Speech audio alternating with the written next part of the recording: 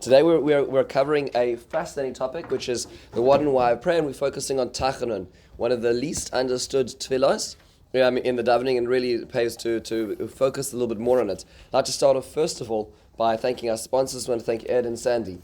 Ed and Sandy Claro are sponsoring upon the 15th yard site of Ed, your mother, Sarah Fega Bas Moshe, that whose yard site is this week. What day?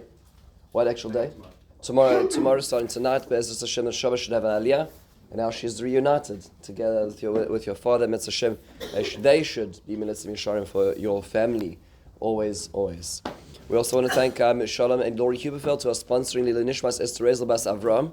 That's Mrs. Esther Kunin, whose yard site was yesterday, Shabbos by Bayam, and also today happens to be Chof Sivan, which is a very heavy date in Jewish history in general, but also the day where we commemorate the Petira and Hashem Yinkom Damon of Moshe Aaron ben Yaakov Yitzhak, Brindel Bas Rav Yaakov Yosef HaKohen, Avram Yeshaya ben Moshe Aaron, and Hamordechai Yoshua ben Moshe Aaron, Shmuel David ben Moshe Aaron, Hashem Yinkom Damon. At Be'ezras Hashem, they should have a Lichtig Gan Eden, the Kiddush Hashem they created. And I also want to thank Dr. Stephen Marjorie Kellner, who are sponsoring today in honor of Father's Day and my son's bar mitzvah yesterday. So, which is very thoughtful of them. So let's start at the very beginning. When it comes down to Tachanun, if you could imagine yourself as a unschooled, unlettered Jew or non-Jew who walks into the back of a synagogue one more weekday morning, and just try to imagine to yourself if you're trying to fit in, you're trying to blend in, right? So everybody's looking in the book, that's easy enough. They're saying these things, so you pretend to say these things, and then they do all kinds of things. So at a certain point they start kissing things and covering their eyes, and it gets a little funky around then. And then they all stand up and they all look very serious, and their feet are together. That's fantastic, and you carry on. And just when you think you get the hang of it, then everybody's putting their heads down. And then when you put your head down, then they're sitting up, and when they're sitting up, then they're standing up.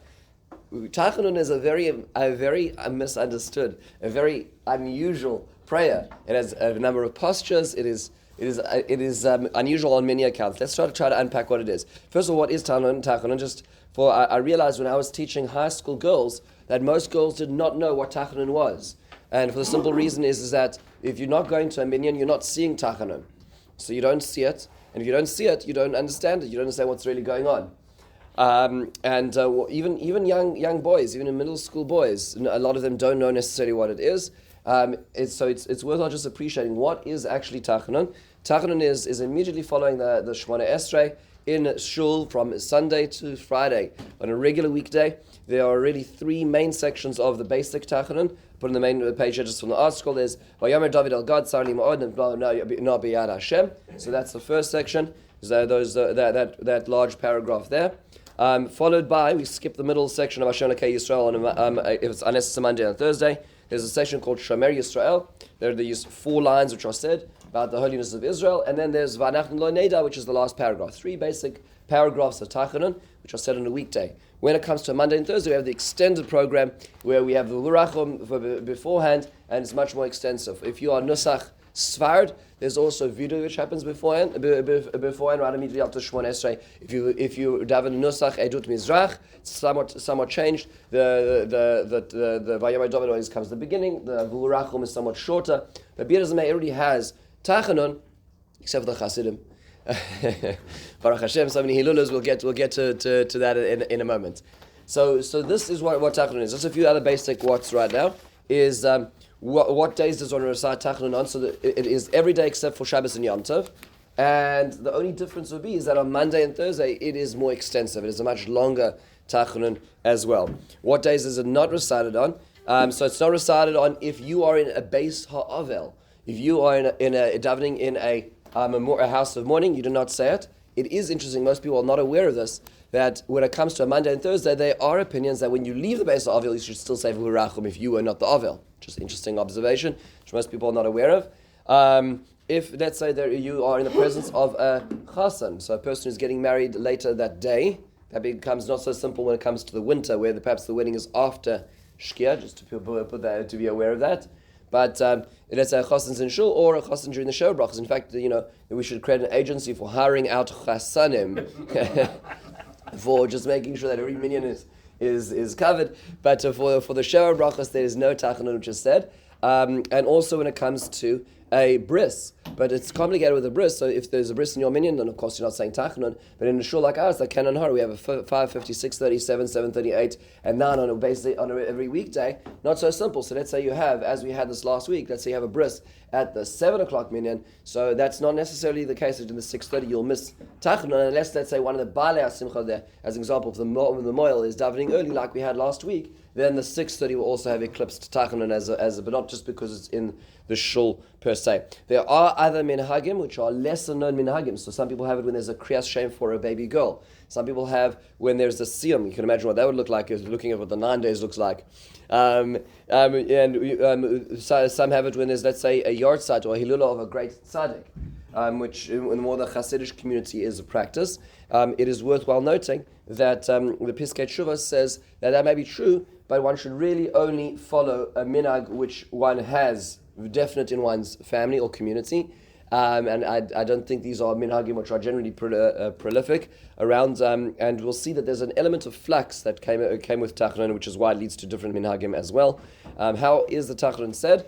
The Tachanun is said when one puts first one's head down for the first section, one sits up for the second section, and stands for the third section. We'll see why these different postures as we go there. So let's start at the beginning. They say that there's 3 things that Jews are terrified of, right? The first is becoming fleishik. The second is having to wash for bread, and the third is having to say tachanun. So trying to understand what's going on. Let's try to appreciate tachanun in its greater context. So where does it come from? What is the basics? What is the background? Let's start at the beginning. There are a number of places in Tanakh where it is obvious that the idea of tachanun is in effect, and how that crystallized into the practice that we have today. There are a few steps, but to understand where it starts with. So one example is actually what we're about to read in a couple of weeks' time, and that is Parshas Korach. In this whole terrible rebellion, we have the situation where the leadership of Moshe Rabbeinu, or perhaps Aaron as well, is called into question, and Korach and his crowd are rebelling against him, and they create this very public showdown, much to their own detriment, but puts Moshe and Aaron in a very compromised situation. In source 1, they say to Hashem, "Vayidaber Hashem al Moshe ve'el Aaron lemor, hibadlu mitoich ha'ida azois va'achale osam kerega." So Hashem says, "I'm going to destroy them." Now, who's the them that Hashem is talking about destroying? Klal Yisrael. Hashem is talking about destroying the nation of Israel at this point in time, or anybody who's associated, right? So this, again, Moshe Rabbeinu again steps into the gap like he did in Parshas Kisis of the Chet HaEgel. Moshe and Aaron will not take this, even though many of the people who are associated with Korach v'Hadassah are not good folks. They're not good people looking for the better of Klal Yisrael. They're looking out for themselves. They're not community-minded folks. But nonetheless, Moshe and Aaron, vayiplu al paneihem, they fell upon their faces. Vayamru, and they said, Kel Elokei haruchos l'kol basar ha'ish echad yecheta. If you're going to kill everybody because of one rotten apple. Now it turns out that other people were associating with this rotten apple. But Moshe Rabbeinu and Aaron says, HaKadosh Baruch Hu, how could it be? By the way, what does it sound like? Would these words sound similar to? Where do they get this model of prayer? Avram Avinu, right? So they're using Avram Avinu's language, where Avram Avinu, in a certain sense, said about Sodom, right? Maybe there's perhaps 50 tzaddikim, and they're saying, how could it be that there's an accounting that people are wiped out without accounting? And so they do the same thing. What is notable is the way that this prayer is facilitated, the way that they do this prayer. And the Torah says, "Vayiplu al paneihem," they fell upon their faces, and therefore says the Rabbeinu Bechai in source 2, "Vayiplu al paneihem lispalel," they prostrated themselves to daven. Umikan in nefilas apayim b'tfilah. From here we have the practice of falling upon one's face in prayer. That is the topic, what we call Tachanun today, is in fact called in halacha, halachas of nefilas apayim, falling upon our faces. That's the name of this. So if you look in the Shulchan Aruch, in Siman Kuf Lamed Aleph in Orach Chaim, it is called Hilchas Nefilas Apayim, the laws of falling upon one's face. Where do we learn it from? We learn it from Moshe Rabbeinu and Aaron in their effort to try to stem the tide. Just to appreciate this for a moment over here, and that is, what is the tone of this prayer? What would be the tone? What would their emotional scale be looking like while they're praying? What was that? Serious. It's serious, more than serious? Yeah. Desperate, right? So perhaps over here is at this point in time, if they don't do anything, if they do not stand in this gap, it stands to be that many people will die. Many people will die, but because HaKadosh Baruch Hu is going to consume. And by the way, in a certain sense, it does happen. So first, the 250 people die. Korach and Korach himself is killed, and then the people cry, and then the plague does hit. Right? So many thousands and thousands of people do die after this. But when Moshe and Aaron see this happening and they're trying to stop this, this is when they step in to step in forward in Tefillah Sapayim. So it seems it's a type of tefillah which is in a state of desperation. It's in a state of desperation. We'll see how that affects us on a day-to-day basis. The next place we look actually turns out to be a few years later. And this is Korach, actually, interestingly enough, is an undated episode. So Korach it's not told to us when Parshas Korach happens. It is assumed by most of the Mefarshim that it happens towards the beginning of the desert sojourn, not the end, right? Because Chukas is the transition till the end of the 40 years. It seems that Korach is still before, and assuming that the Torah is in chronological sequence. So Korach happens early on. In fact, there are those who say that Korach happened after the Meraglim episode. That when there's a vacuum, or when there is desperation, or rather submission to punishment, that's when people step into the opportunists step into leadership roles. Interesting to know that, but Korach happened earlier on. So fast forward 40 plus years, we now have an interesting episode where Yeshua brings the nation of Israel into the land of Israel. They fight their first miraculous battle and they destroy the city of Jericho. Feeling very, very elated from that battle, they now move on to the second city, and the second city is the city of Ha'ai. Most people say Ai because they think the Hay is the Ai. Actually, the name of the city is Ha'ai. So they move on to the next city called Ai, very confident. They send in a small troop, a small garrison of soldiers to attack it, and they lose. They lose the battle. And the pasuk tells us in source 3, in Yeshua, Vayakum mehem anshe Ai, ki shloishim v'shisha ish v'yu v'yirufum lifnei hashar ad hashavorim, Vayakum b'morad v'yimas levav ha'am v'yihi l'mayim. It's their first loss they encounter in the conquest of the land of Israel. 36 people are killed, or perhaps, as the Gemara suggests, somebody, a very important leader, who is weighed like 36 people, which is a majority of the Sanhedrin of 71, is killed, and and people feel at this point very despondent. They think that perhaps our winning tide has been lost, and this is it. We're only going to conquer one city in the land of Israel. Why did this happen, by the way? Why did they lose the battle? The most obvious answer is that there was a person called Achan who took from the cherem which Yeshua imposed. Hashem did not tell Yeshua to put a cherem on the city of Yericho. Yeshua decided to do that himself. It was a gzeira which the tzibur, the community, could not sustain. They were not able to do that. And the proof is that Achan did not manage to live by it, and he stole. There are other reasons as well, if you follow through in Tanakh over here, that they were overconfident. They sent a very small garrison of soldiers. They didn't plan it militarily. And that's why in the second time when they attack Ai, there's a whole subterfuge. There's an ambush and the whole business. So they perhaps were thinking that everything's going to be miraculous, and they didn't do this in the correct way. There's lots of interesting things to think about here. It comes to Yeshua. What does Yeshua do? So the first thing he does is he blames his opposition in government. Right? He tweets that it's everybody else's problem. No, that's actually not how leaders used to operate in those days. So it turns out that Yeshua, in fact, did a very unusual thing for leaders today, which is he took the blame. Right? And he says, Vayikra Yeshua simlosov, Vayipol al ponov arza, Lifnei Aaron Hashem ala arev hu v'ziknei Yisrael, Vayalu afar al rosham. So what did he do? He tears his clothes, he rents his garment, and he falls upon his face, and he was in front of the Aaron, and he stays there until the evening. This is what Yeshua does. He prays. Vayomi Yeshua, Aha Hashem Elokim, Lama Havarto Ha'avirus Amazeh Ala Yaserdin, Lases La'osona B'yada Morila Avidenu, V'lu Ha'alnu V'nesha Be'ever Ha'yarden. HaKadosh Baruch Hu, how could you bring us here to kill us? If you'd wanted us to just stay us on Transjordan, we won over there. Why bring us here to lose? Very, very interesting prayer. It actually is a longer prayer. He uses both the voice of Israel and Moshe Rabbeinu in Parshas Kissi, so he merges both together. Very fascinating prayer. But nonetheless, what is the posture of this prayer? Vayipol al panov.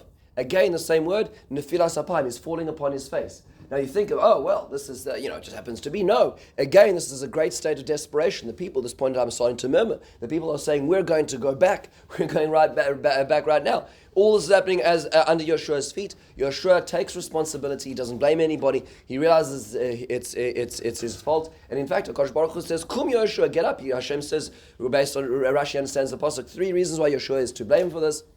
And he takes the responsibility for this. Notice the interesting detail over here is, where is he doing this prayer? Lifnei Aaron, which is very important and consequential for halacha. Says the Beis Yosef, who is Rav Yosef Karo, in his commentary, his proto Shulchan Aruch, before he wrote the Shulchan Aruch, on the Torah, giving the sources for where the Torah says the Beis Yosef in source 4, Kosav Oid Bar HaRokech, one of the Kabbalistic Sfarim, the Rokech says, Ein Nevim Ela Lifnei Sefer Torah. We only do nefilas apayim. Now, this doesn't mean to say recite it, but we only fall upon our faces in front of a Sefer Torah, which means that if you're in a shul, or perhaps in an area, let's say even you're in a shtibel and you can see, you're in the Ezras Nashim, you can see the Aaron, then you put your face down for nefilas apayim. However, if you are not in a shul, you don't do nefilas apayim. So if you are on a trip and you happen to stop by at a rest stop and you're davening shachris in an airport, you say the words of nefilas apayim, but you sit, you don't put your head down as well. One exception to this place is if you live in Yerushalayim. If you live in Yerushalayim, then even if you are not in the presence of a Torah, you still do nefilas apayim. You put your face down. It's one of the interesting halachos of living in Yerushalayim. But if you are outside of that realm, generally speaking, one does not put one's face down. One would say the words. There are those. You will see there are those people, perhaps, who have a different minhag, but the predominant minhag is not. When did this affect us? Just as an interesting aside, is when we had our oil bachutz, when we had our outside tent for almost the span of 2 years. So many for days where there was no Torah reading, the Aron was empty. We weren't bringing the Torah out. The Torah is not being facilitating us doing Tachanun, right? We do Tachanun when there's a Torah there. So the Aron was not there. So although many people didn't listen, I did announce that on Sunday, Tuesday, Wednesday, and Friday, you don't put your head down for Tachanun, because there's no Torah there, so one does not do Tachanun when one's face down. In fact, the Darkei Moshe, it's interesting that these two Sfarim are very fascinating Sfarim. The Beis Yosef, what happened was, just a quick recap, I don't know if everybody is aware of this, but there was a transformation in the way that halacha was conveyed around the time of the Rishon, about 600-700 years ago. So it used to be that all of halacha was formulated around 6 silos called Shas, right? So all commentaries of halacha, like the Rif and the Rosh, were around the Shishos Sadarim of Shas, and then there came a new movement to move halacha into its own space. So the Rambam was the beginning of this, and he got a lot of slack. His books were burnt, partially because of this reason as well, is he recalibrated halacha. He said, well, I'm going to give you 14 sections of halacha, and that's his yad. He was the first one to really move in that direction. Later on, Rabbeinu Yaakov, the son of the Rosh, who the Rosh wrote on the Rif, right? So he was on the Gemara. The Tur, Rabbeinu Yaakov, turned around and said, well, I'm going to set up 4 silos called the Arba Turim. That was what became known as the Tur. And he wrote halacha into Oirach Chaim, Even Oezer, Yeridea, and Choshen Mishpat.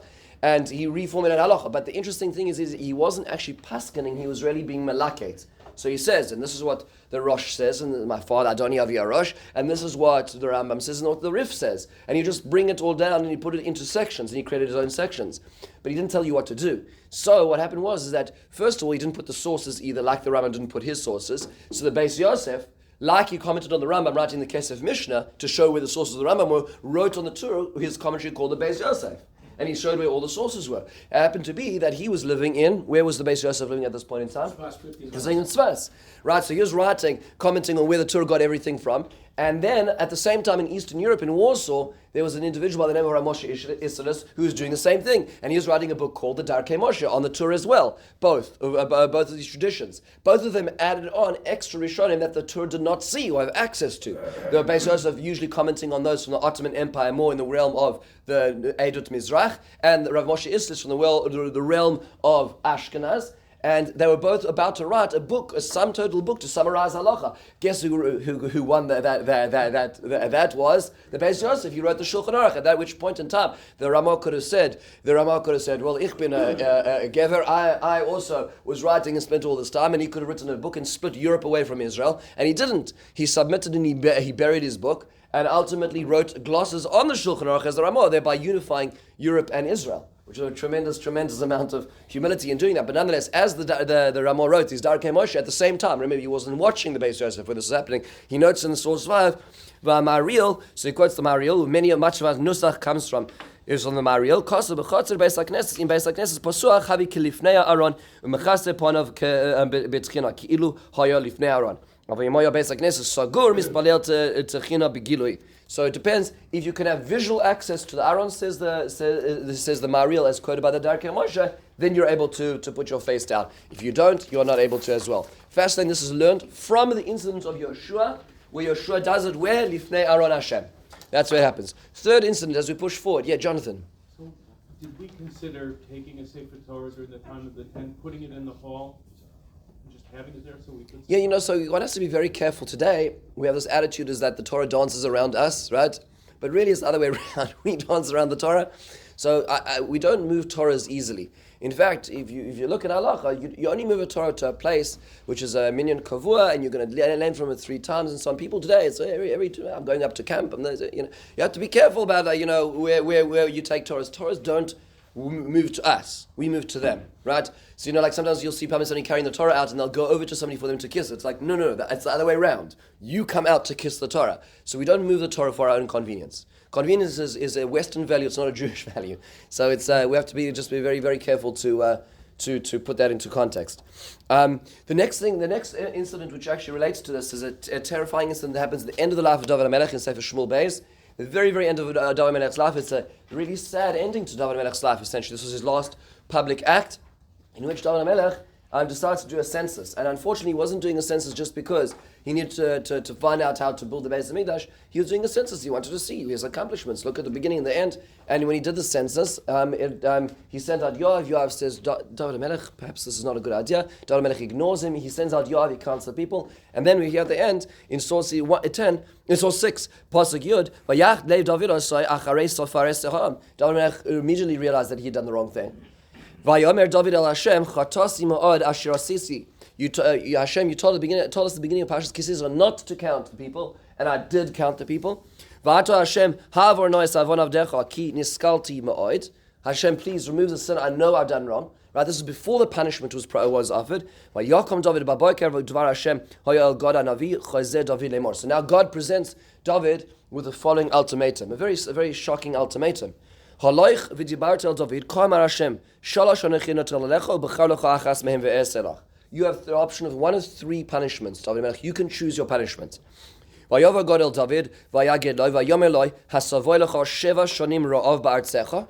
You can choose 7 years of famine in your land. Im shloisha chadoshim nuscha lifnei tzorecha v'uradfecha.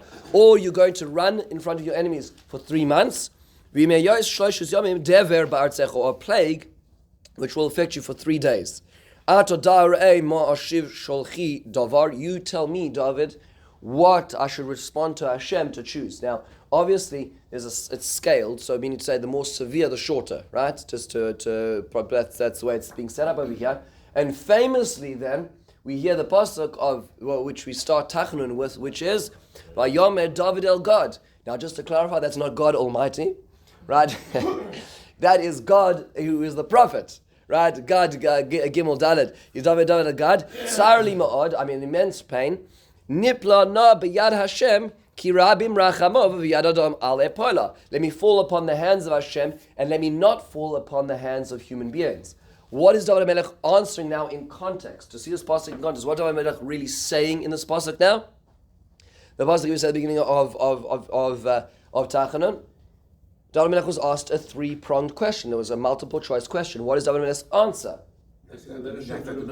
What was that? He knocks out the middle one. So he knocks out certainly the middle one of the idea of being chased by enemies, because he's saying, I'm falling upon the hands of Hashem. The Mefarshim, the Radak says, he's also knocking out option number 1, because if there were to be a famine, then he would be dependent on import on all countries around him, which is biyad acherim. So therefore he says, let me rather have dever, which is in your hand. Why does he choose dever? Why does he choose this?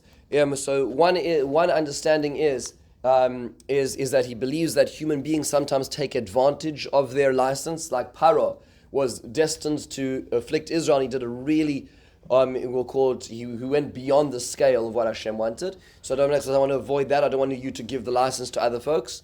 But it also could be, as Rav Hirsch says in his Siddur, in source 7, we just take a look 5 lines in. David chose the last of these 3 alternatives, explaining his choice in these words, which give expression to his trust in God's compassion. His hopes were fulfilled.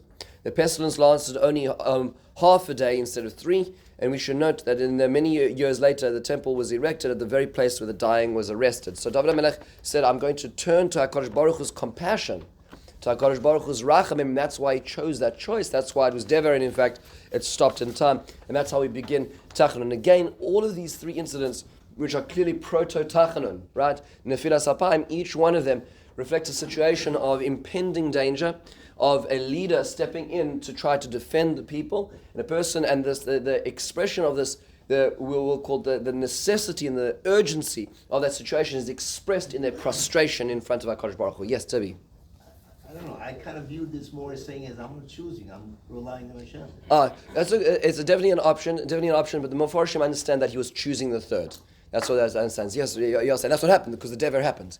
Yeah. Idot Mizrach and Nusach Hari do not say this pasuk, and they also do not say kapitel vav. They say kapitel chapei. There you go. You're right. So it is shifted. So I apologize. I'm very Nusach Ashkenaz centric, and I apologize to those who are Nusach Ari. But you're right, Rabbi Yossi, and that's why Nusach Chabad. This section is missed.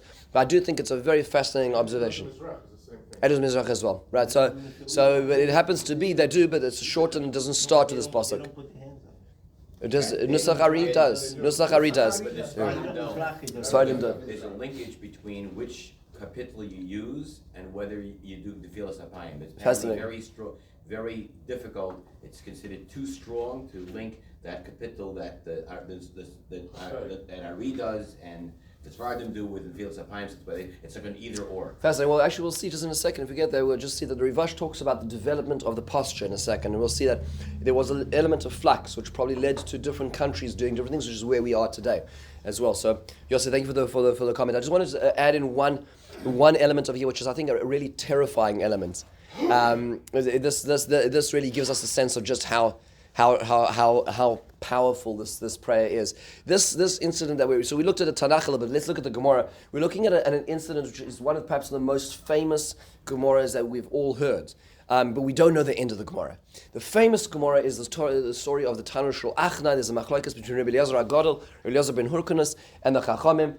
And it's in Bava Metzia, Daf Nun, Tesla Beis, very famous incident. And Rabbi Eliezer ben Hurkanus feels that he is correct, and he's so sure that he's correct that he demonstrates his precision by supernatural events. So he has a river flow backwards to prove that he's correct, and the river flows backwards, and he has a tree move its place, and then he has the Kosei Beis HaMedrash falling and impending. So you have all these shocking things happening, and finally a bas kol comes out and says that Rabbi Eliezer is correct, and the Sanhedrin still vote against him. And finally the Gemara says, Loi b'shamayim, famously the Gemara says, halacha was handed to human beings, and the rule for the human beings is that one follows Acharei Rabbim Lahatos. HaKadosh Baruch Hu has given us rules, and as correct as we may be in we'll call it the realm of theory and the realm of practice, HaKadosh Baruch Hu gave us the right to decide. So that's what the Gemara says, and it's a very beautiful Gemara. What you don't know is the continuation of the Gemara. Usually, most people don't read the rest of the Gemara. So the Gemara says in source 8 a very shocking thing. So Ashkechei Rabbi Nosson Eliyahu. The Gemara says that Rabbi Nosson found Rabbi Eliyahu Navi. Amalei my Avid Kutshabrichu B'Hayishai. So what is the Kosh Baruch Hu doing while this all unfolded? Amar lei kochayich v'amar nitzchuni bonai nitzchuni bonai. Kosh Baruch Hu says, so to speak, Kivyachol, smiling, my children have succeeded against me. Amar oisayam hevil kol tara shetir Rabbi Eliezer v'sarfum ba'esh. They took all the pottery. Remember, the Tanur Shel Achnai was essentially a earthenware container which could be reconstructed with sand, And so the question was, does it lose its status of tumah when it's broken up to be reconstructed? If I have a regular pot and it becomes tameh and it's an earthenware pot, it's done. If I break it, it loses its tumah. What happens if I break it to reconstruct it? And there's a way to make it again. That was the discussion, a very complex discussion. So he was matayr. So they said they burnt all his taras because they paskin against him. But nimnu alav ubirchu, and then because he would not rescind his position, even though it was eloi bashamayim, they put him into cherem. They get the birku, terrifying. Amru mi yelech v'yadios. So they said, we put him in cherem, but who's going to deliver the terrifying news? Amar lahem Rabbi Akiva, ani elech shema yelech adam she'eno hagun v'yadia v'nimsa machriv es kol ha'olam. If somebody who's not appropriate goes and tells Rabbi Eliezer HaGadol that he is in cherem, the Gadol Adar, the world will be destroyed. His anger will not be contained, and the world will be destroyed on that account. So Rabbi Akiva says, I'll have to relay the news. So what does he do? My answer, Rabbi Akiva, lava shecharim v'nisatev shecharim v'yashav lefonav berichuk arba amos. So he comes in, he dresses in dark clothes, and he covers himself up, and he stands at a distance, so he sits at a distance of 4 amos. These are all nihilgim that are in place for a person who is in cherem. I mean, Avelus is paralleled to cherem. And so he starts treating him somewhat differently, distanced from the community. There's many halachas of what a person in Nidui needs to do. But Nidui isn't practiced so much today. People don't like rabbis telling them what to do so much. But in the old days, if you misbehaved in the community, you were put into cherem. And if you didn't do the right thing, today they just sue the rabbi. In the old days, if there was somebody who was misbehaving, what they would do is they would put a person in cherem. The person is not going on the straight and narrow for the community. They're a destructive force for the community. He'll be put in cherem. So Rabbi Eliezer, can you imagine putting Rabbi Eliezer HaGadol into cherem? So Amar Loi, Rabbi Eliezer, Akiva, ma yomi yomayim, Akiva, my student. Why is today different? Amar Loi, Rabbi kimdumeli shechaverim bedeilim mimcha. Rabbi Akiva says, it seems that the people in the Beis Knesset are distancing themselves from you. Very euphemistic way of saying it. Af hu kora begoda v'cholatz minala v'nishmat v'yoshev al gaber karka. At that point in time, Rabbi Eliezer realized there didn't have to be direct communication. There was subtlety in communication.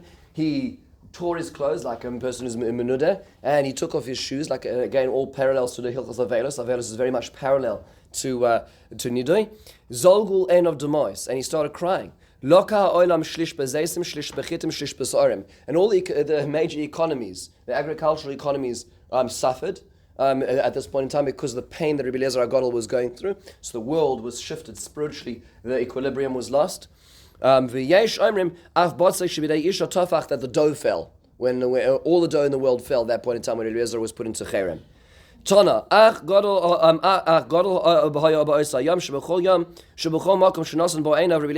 he was so pained by this, wherever you'd look, he would burn, so to speak. We've heard that about Rabbi Shimon Bar Yochai. This is Rabbi Eliezer HaGadol. By the way, this is before. Rabbi Eliezer was predecessor from Rabbi Shimon Bar Yochai. Rabbi Eliezer was the teacher of Rabbi Akiva. Rabbi Akiva was the teacher of Rabbi Shimon, just to appreciate the decision, the level of hierarchy. V'af Rabban Gamliel hayabah b'sfina v'amar olav nachshol l'tavoi. Rabban Gamliel, who is the Nasi, at this point in time was on a boat, and a wave threatened to overcome him because the day that Rabbi Eliezer was put into cherem. So because he was the one who, so to speak, facilitated the cherem, he was going to lose his life. Amar kimedumi li she'ein zeh el b'shul Rabbi Eliezer in Hurkanas. Amar al raglo v'amar ribbono shel olam. Master the universe, Golav Yodua lefonech shalei lichvod yasisi v'lo lichvod beis abba asisi eli lichvod choshalei yirbu machlokos b'Yisrael. Rabban Gamliel says, HaKadosh Baruch Hu, I wasn't doing this because of personal vendetta. I wasn't doing this because I thought that I needed to be right. I was doing this because if Rabbi Eliezer is going to sit on his side, we're going to split Klal Yisrael. That Hoirah will split, and it's splitting all the time. We need to hold this together. That's why I did this. And that Noach Hayami Izaf and HaKadosh Baruch Hu, so to speak, put the seat at ease in respect to Rabban Gamliel, even though there was the anger of Rabbi Eliezer. Now here's the sad part. Ima Shalom, Tuvitu de Rabbi Eliezer, Achse de Rabban Gamliel Havai. So there was a pivotal character in this whole story, who was the sister of Rabban Gamliel, who put Rabbi Eliezer into cherem, who was the wife of Rabbi Eliezer. So she was caught in the middle here. So she realized, so that's why it relates to us. Ima Shalom, the wife of Rabbi Eliezer HaGadol, did not allow him to fall upon his face during this time. Why? By the way, what's going on over here? She's afraid that his She's tefillah scared that his will tefillah die. would be effective upon her brother. That's why she was so scared. So she says, Hahu Yuma, so she never allowed him to do this. Hahu Yuma Reish Yarcho Havo. There was a Rosh Chodesh, V'ichlif lo bein Maleh Lechos, and she didn't realize which day was Maleh Lechos. It wasn't like they pulled out the calendar in those days. It was depending on what the Sanhedrin said. So she didn't know which day was Rosh Chodesh. Ikad Amri, An Asa Anya V'koya Bava. There was somebody who came, a needy person who knocked on the door. Afikale Riftan, she took him out of bread. Ashkechei Denafal al Anpei. And she came back and she found he was doing Tachanun. He put his head down. Amralei Kum Kotal Tlach. She says, get up, you killed my brother. Says, it was too late. A horn, meaning the shofar, came out of the house of Rabban Gamliel that he died already. That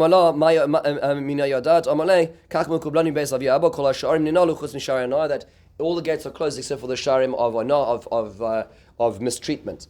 This is the way they translate it over here. But just to appreciate this, just to understand what's going on, Rabbi Eliezer HaGadol was not praying about Rabbi Eliezer was not praying about Rabban Gamliel.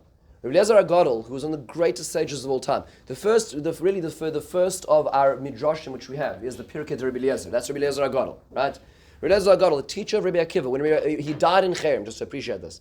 When he died, the Gemara talks about towards the end of Sanhedrin how he died and he was crying. He was not able to teach the world because in Nindu you couldn't do this. Rabbi Akiva felt that he had lost the opportunity of learning from his Rebbe in a way that was unfair to him. He hurt himself when Rabbi Eliezer died. Terrifying things.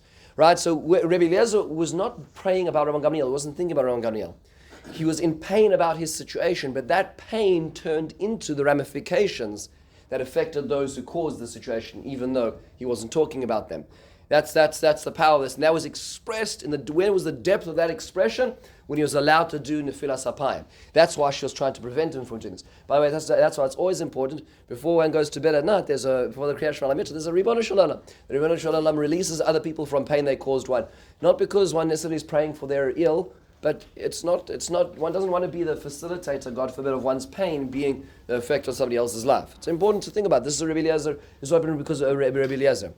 You see in this Gemara, that Tachanun and the Nefilas Apayim is an expression, is a place where pain can be expressed in the most rawest of forms, and that's where that tefillah finds its expression. Now you ask yourself a question, the Ritva asks us, the Rashba asks us, the Gemara is like, let's be honest, how in the world did she do this? Husbands and wives like to spend time together, they go shopping together, they go for a walk on a Shabbos afternoon together, but how could she possibly be with him at every waking second? That doesn't make sense. So the Ritva says, no. What it is that the power of Tachanun is when the Tachanun is directly connected to the Shemona Esrei. But there's one thing which can really destroy a good tefillah, and that is talking. And so what did she do?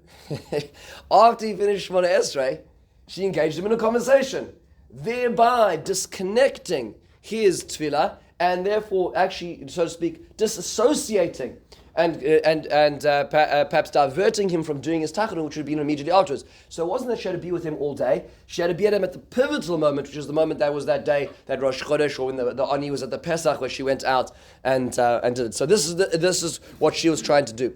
We see that the power of the tachanun over here, which is the terrifying power of the tachanun, is where all perhaps one's innermost feelings are able to be expressed, and the power that is expressed as. Now, what position is it said? And just come back to this.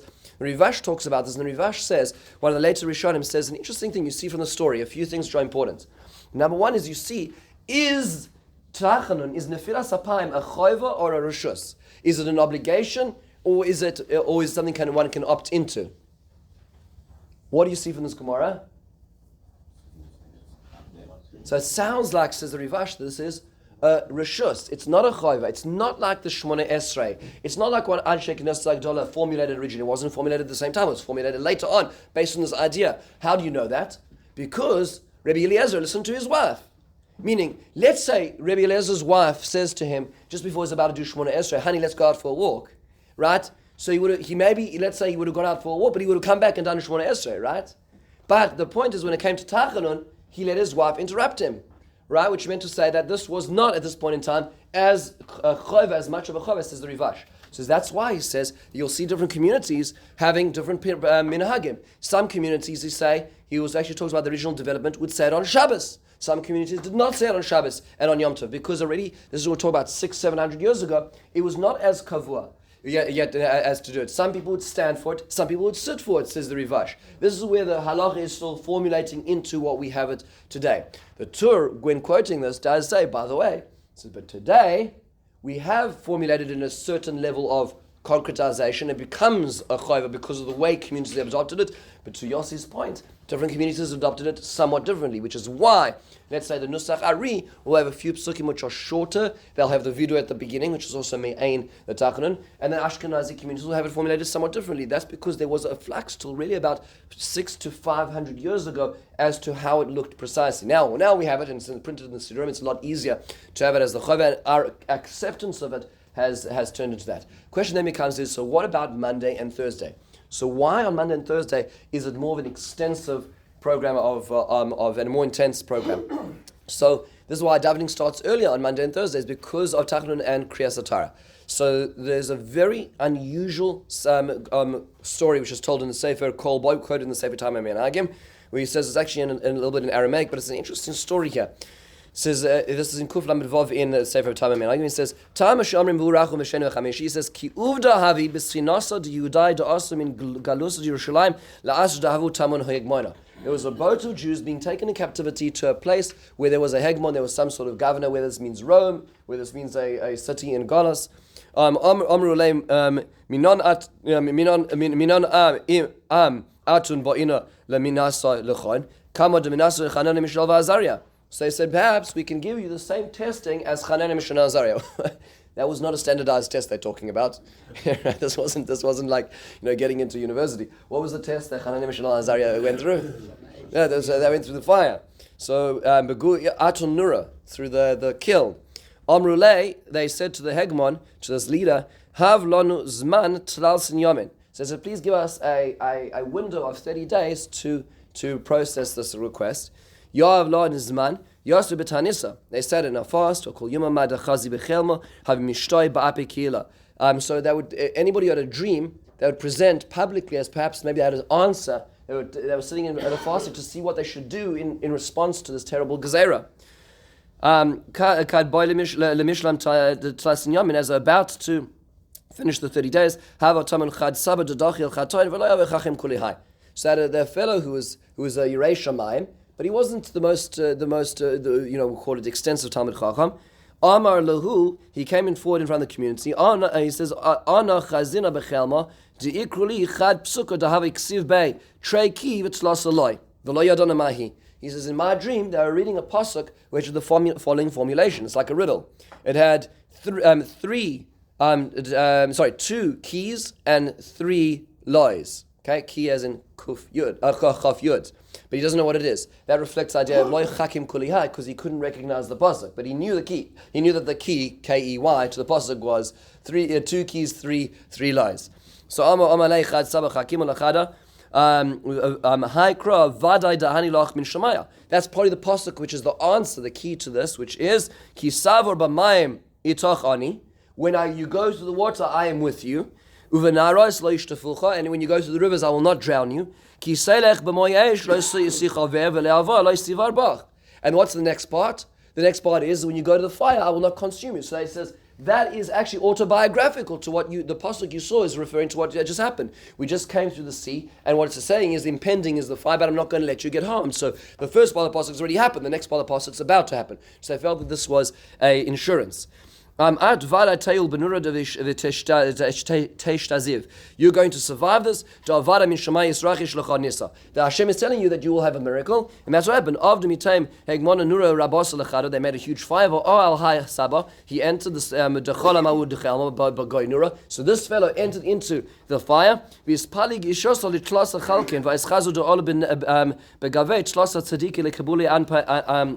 And so the fire split into 3 different sections, and 3 tzaddikim came out to greet him, who ostensibly are those. And we say, and he goes to the Hazaba, V'hanot Shlosa, Kain Shavhu V'amru V'hu Rachum, Kadmo Amar Ad Ono Melech Rachum V'chanun, Tanyana Amar Ad Ein Kamoicha Tzliso Amar Mitamanu Lahala. So V'kulam Maschilim B'rachum and Mesayim B'rachum. So each of them said 3 sessions of Rachamim. And they said these 3 sections, which turns into our V'hu Rachum as we have it. Right? So they were the protection agencies for this person as he went through the fire. Monday and Thursday, generally speaking, are Yom Dedina. On a practical sense, that means to say that's when people would come to the marketplace and adjudicate their Dinei Torah. But on a spiritual sense, it means that Monday and Thursday are more attuned to strict judgment, and therefore we use this as an opportunity. Now, it's true that every time we come to a Monday and Thursday, we all sigh because it's a longer davening. But it's actually missing the boat, because it is an opportunity to use the same agencies, the same protection agencies that these individuals expressed and felt during this point in time. Every time we do the long Tachanun, which, by the way, I still have yet to meet Balei Tefillah who can actually make it through saying every word. It's very hard to do it. I usually get through maybe about a third of it at the speed that we go. But when we say these things, we should be thinking about this idea. Think about being in the boat on the way to captivity, being in the fire that so many of our brothers, sisters, great and ancestors have gone through these fires throughout Jewish history. That's what we're saying. That's what we're saying when we're saying the V'hu Rachum. It is really an opportunity. What are we supposed to be thinking during this? Which perhaps leaves out there is just an interesting observation. Is you shouldn't be saying this at night time. Tachanun is not to be said at night, which is why we don't say it at Ma'ariv.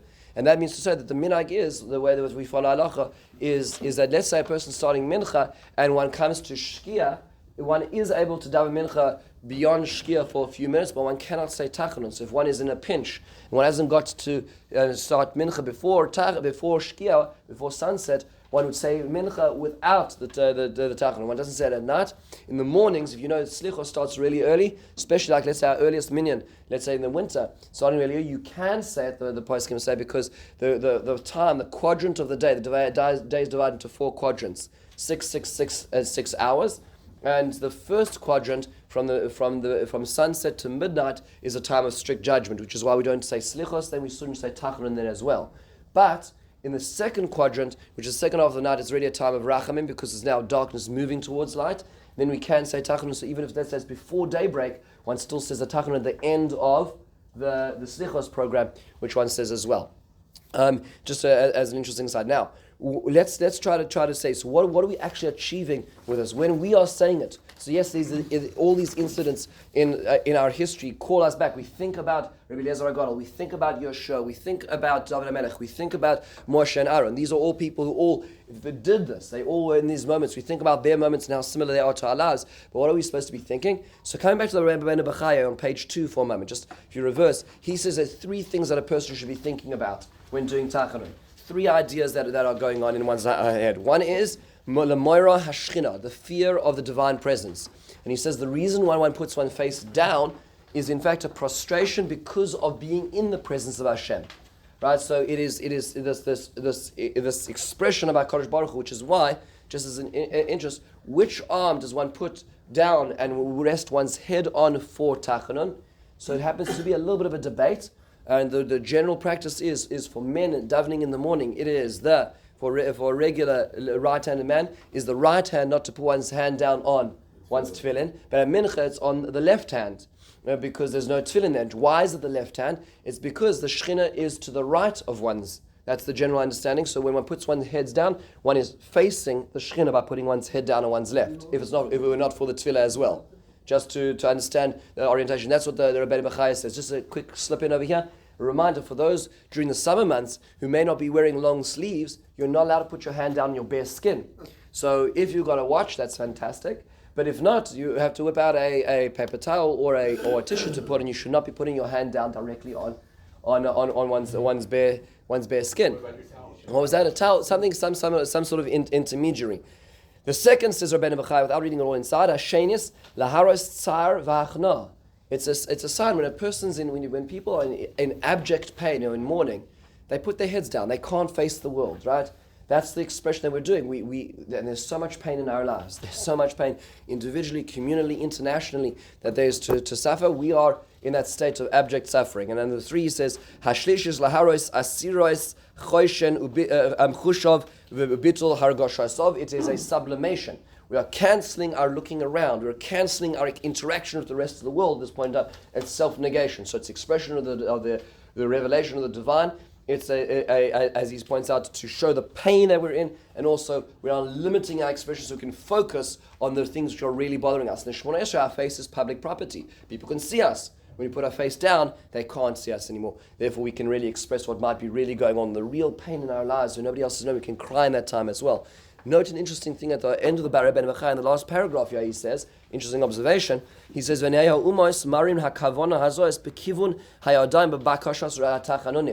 says the other nations, he's referring to the Christians, do this when they clasp their hands together, right? That's not a Jewish position, that's a Christian position of prayer. If you look for prayer positions and the hands are clasped, that is Christian. He says they're doing the same thing. He says, and they're already habituated, so they don't know why they're doing it. It's as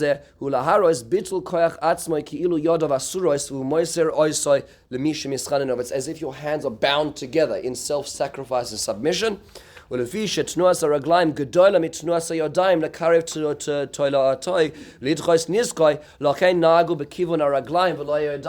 Says Rabbeinu B'chai, it's more powerful to move feet than it is to move hands. So our submission is in moving the feet, which is why we sit and stand up as well, which is part of what's going on over here. To take it one step further, if you think about the way the tefillah has worked, it's really chiastic in structure, right? So what have we done? We've sat for the Pesukei D'Zimra and the Kriya Shema, we stand up for the Amidah, and then we fall down. We prostrate essentially for the sake of Nefilas Apayim. The Aruch HaShulchan actually talks about the idea that great tzaddikim would fully prostrate themselves, right? They would prostrate themselves, fully extend themselves out. He says most people are not on a level to do that, so don't do that.